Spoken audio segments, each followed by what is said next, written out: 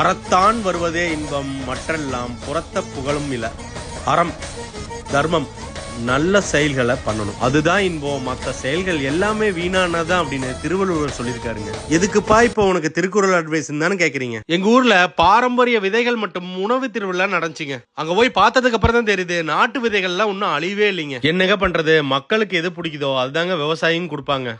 நான் இங்க இருக்கிற நாட்டு விதைகள்ல லிஸ்ட் சொல்றேன், நோட் பண்ணி வச்சுக்கோங்க. மிளகு சம்பா, சிவன் சம்பா, குதிரைவாளி, கார்காலம், கொடைவாளை, கல்லூண்டை சம்பா, துளசி வாசன, ஜீரக சம்பா, ஆற்காடு கிச்சிலி சம்பா, காட்டியானம், காட்டு கம்பு, சிவப்பு கொள்ளு, கருப்பு கொள்ளுன்னு சும்மா லிஸ்ட் அடுக்கிட்டே போலாங்க. எதுக்குப்பா எனக்கெல்லாம் இந்த லிஸ்ட்னு சொல்லி இப்ப கூட இந்த வீடியோ நீங்க ஸ்கிப் பண்ணலாம். முக்கியமான விஷயம் சொல்றேன், நோட் பண்ணி வச்சுக்கோங்க. இன்னைக்கு இந்தியால NCD அப்படிங்கிறாங்க, நான் கம்யூனிகபிள் டிசீஸ், தொடர்பு கொள்ள முடியாத நோய்கள். 76% மக்கள் நோயால தான் இறக்குறாங்களாம். அந்த காலத்துல வயது முதிர்ந்துதாங்க இறந்தாங்க. ஆனா இன்னைக்கு 40 வயசுலயே ஹார்ட் அட்டாக் அப்படிங்கிறாங்க. இதுக்கெல்லாம் காரணம் நம்ம லைஃப் ஸ்டைல். இதெல்லாம் ஒரே நைட்ல மாத்த முடியும்னா வாய்ப்பே இல்லைங்க. அதுக்கு இந்த மாதிரி நல்ல விஷயத்த நம்ம தான் தேடி ஆதரிக்கணுங்க. இன்னைக்கு ஒரு நல்ல வீடியோவை அறத்தோட நான் உங்களுக்கு கொடுத்துருக்கேன்னு நம்புறேன். மறக்காம என்னை ஃபாலோ பண்ணிக்கிங்க. நான் ஹோண்டா கார்த்திக்.